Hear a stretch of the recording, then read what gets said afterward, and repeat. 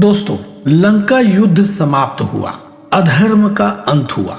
रावण का वध कर राम ने सीता को वापस प्राप्त किया और अब समय था अयोध्या लौटने का। यही वह क्षण है जिसका इंतजार वर्षों से अयोध्या की प्रजा कर रही थी। यह कथा केवल वापसी की नहीं, बल्कि एक नए युग की शुरुआत की है। युद्ध भूमि पर शांति छा चुकी थी। वानर, भालू और सभी योद्धा राम की ओर देख रहे थे। राम ने गंभीर स्वर में कहा, धर्म की विजय हो चुकी है, अब समय है अयोध्या लौटने का। उनकी आंखों में भावुक चमक थी। वह नगर जहां वर्षों से लोग उनकी प्रतीक्षा कर रहे थे। आकाश में एक दिव्य प्रकाश फैला।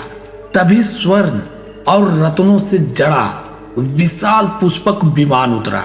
यह विमान रावण का था, लेकिन अब धर्म की सेवा के लिए था। वह किसी शब्द या बटन से नहीं, बल्कि सिर्फ विचारों और आदेशों से चलता था। भगवान राम ने कहा, आइए इसी दिव्य विमान से हम अयोध्या वापस चलते हैं।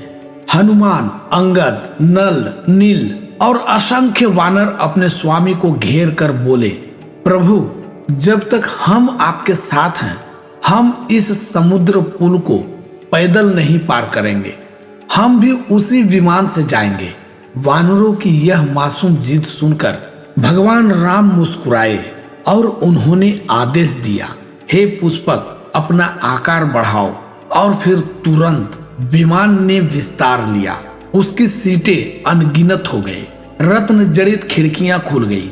हर वानर, हर भालू और हर साथी उसमें आराम से बैठ गया।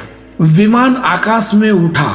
नीचे लंका की भूमि छोटी होती चली गई।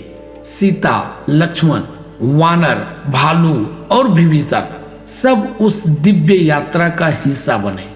जहां जहां से पुष्पक गुजरा, लोग विस्मित होकर आकाश की ओर देखने लगे। यात्रा लंबी थी, पर हर किसी के हृदय में उल्लास था। राम की वापसी केवल परिवार के लिए नहीं, बल्कि पूरी अयोध्या के लिए दीपावली का आरंभ थी।